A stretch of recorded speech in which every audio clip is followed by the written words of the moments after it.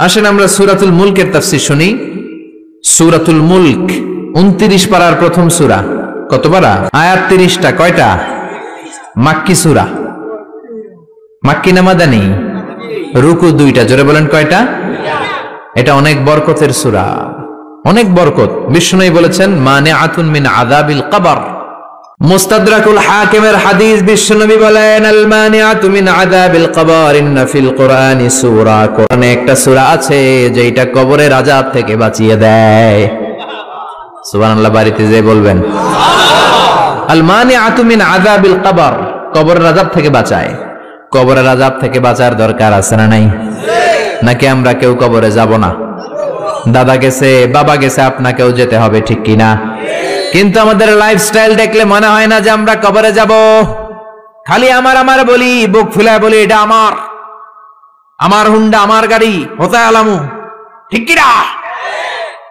খালি বড়াই করি, সাহস দেখাই, বেটাগিরি দেখাই। তোর চেয়েও বড় বেটা ছিল কি ছিল না? নমরুদ গোটা বিশ্বের বাদশা ছিল, একদিনের জন্য একটা হাসি দেয়া লাগে নাই, সর্দি হয় নাই, জ্বর হয় নাই, এত ভালো ভালো খাবার খাইতো। ওই নমরুদ চিৎপটাং, ঠিক কিনা? ওই ফেরাউন চিৎপটাং, আর তুমি কোন সলিমুদ্দি আর কলিমুদ্দি? এই জন্য কবরে যেতে হবে। এইটা আমার, ওইটা আমার, সব আমার, সব আমি খামু, সব আমি খামু। পেট হইছে দূর, হে সব খাইব, কপাল পোড়া। আমার আমার বলবেন না। জিজ্ঞেস যদি করি ভাই বাড়িটা কার, কয় আমার বাড়ি। বুক ফুলায় কয় আমার বাড়ি, 3 তলা বাড়ি, ঘুষের টাকা দিয়া বানাইছি, আছে না নাই? আমার বাড়ি আমার, আমার গাড়ি। কেমন করে তোমার বাড়ি? তোমার বাবাও যখন এই বাড়িতে থাকতো সেও বলতো এটা আমার বাড়ি। তোমার দাদাও যখন থাকতো সেও বলতো আমার বাড়ি। তোমার দাদার দাদার দাদাও যখন এই বাড়িতে থাকতো সেও বলতো এটা আমার বাড়ি, ঠিক কিনা? আপনি মরে যান, আপনার ছেলে যখন থাকবে, কেউ যখন জিজ্ঞেস করবে ভাই সাহেব বাড়িটা কার, বলবে আমার। বলবে না? বলবে না? নাকি কইবে আমার দাদার বাড়ি? কেউ বলে? এরপর আপনার নাতির নাতির নাতিও যখন এই বাড়িটাতে থাকবে, যখন সবাই জিজ্ঞেস করবে বাড়িটা কার, বলবে আমার বাড়ি। সবকিছুর মালিক কে? আল্লাহ। এজন্য কবরে আমাদের যেতে হবে, কবরের প্রিপারেশন নিতে হবে। হাদিস শুনেন তিরমিজির, বিশ্বনবী বললেন শাফাআত লি সাহিবিহা।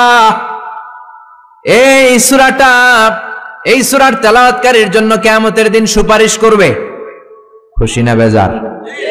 ও মিয়া, কোরআন যদি আল্লাহর কাছে কারোর জন্য সুপারিশ করে, ওই সুপারিশ আল্লাহ ফেলতে পারবে নাকি? প্রধানমন্ত্রী শেখ হাসিনার কাছে যদি অর্থমন্ত্রী সুপারিশ করে, কারোর জন্য ফেলতে পারবে? পররাষ্ট্রমন্ত্রী যদি অনারেবল প্রাইম মিনিস্টার শেখ হাসিনার কাছে সুপারিশ করে, ফেলতে পারবে? কারণ পররাষ্ট্রমন্ত্রীর সুপারিশ, অর্থমন্ত্রীর সুপারিশ। তেমনি কোরআন যদি সুপারিশ করে, ওই সুপারিশ আল্লাহ ফেলবে না, ঠিক কি না? সহিহুল জামেতে আরেকটা হাদিস এসেছে, বিশ্বনবী বলেন খাসামাত আন সাহিবিহা। এই সূরাটা কিয়ামতের দিন আল্লাহর সাথে তর্ক করবে, ঝগড়া করবে, ডিবেট করবে। আল্লাহর সাথে তর্ক, কত সাহস! কি নিয়ে তর্ক বলবে আল্লাহ? যতক্ষণ না তুমি এই সূরার তেলাওয়াতকারীকে জান্নাতে না ঢুকাবা, আমি তর্ক করতেই থাকবো। আল্লাহু আকবার। হাত্তা দাখালাহুল্লাহুল জান্নাতা, যতক্ষণ আল্লাহ তারে জান্নাত না দেয় ততক্ষণ পর্যন্ত এই সূরাটা ঝগড়া করবে। আবার বিশ্বনবী বলতেন মান ক্বারা বিহা ফি লাইলাতিন ফাকাদ আকসারা ওয়া আতাবা। যে ব্যক্তি রাত্রে বেলায় এই সূরাতুল মুলক তেলাওয়াত করে ঘুমাবে, সারা রাত কোরআন তেলাওয়াতের সওয়াব তার আমলনামায় দিবে কে? আল্লাহ। এজন্য বিশ্বনবী বলতেন আমি চাই আমার প্রতিটা উম্মতের হৃদয়ে এই সূরাটা গাঁথা থাক। আমি চাই আমার প্রতিটা উম্মতের কলিজার ভিতর এই সূরাটা মুখস্থ থাক। মুখস্থ করতে রাজি আছি না নাই? আয়াত মাত্র 30টা। সবাই বলেন কয়টা? 1 মাসে কয় দিন? প্রতিদিন 1 আয়াত করে মুখস্থ করলে লাগবে কয় দিন? 1 মাসে মুখস্থ হয়ে যাবে। করবেন নি? করবেন? এটা আপনাদের বাড়ির কাজ। এটা কি? হোমওয়ার্ক। যেহেতু ক্লাস, বাড়ির কাজ দেওয়ার দরকার আছে না নাই? মুখস্থ করে ইমাম সাহেবের কাছে যাবেন, আজহারি হুজুর বাড়ির কাজ দিয়েছে, বাড়ির কাজ নেন। আমার সূরাতুল মুলক মুখস্থ হয়েছে, আপনি শুনেন। পড়বেন তো? মা বোনেরা, আপনাদের যাদের কানে আমার মাইকের আওয়াজ যায়, সূরাতুল মুলক মুখস্থ করবেন, নিজেরা পড়বেন, বাচ্চাকে শোনাবেন। কত সুন্দর হতে পারে আপনার ফ্যামিলিটা। ছেলে বলবে মা আমার 5 আয়াত মুখস্থ হয়েছে, তুমি কদ্দুর আগাইলা? মা বলবে আমার হয়েছে 7 আয়াত। বাবা বলবে আমি তো চাকরির কারণে পারি নাই, আমি করছি মাত্র 2 আয়াত। এরকম ফ্যামিলি চাই কি চাই না? চাই কি চাই না? এই সূরাটা এত বরকতের সূরা, সূরা আপনার চোখ খুলে দিবে। দিস সূরা is an eye opener for you. আপনার চোখ খুলে দিবে, আপনার ঘুমন্ত বিবেককে জাগিয়ে তুলবে।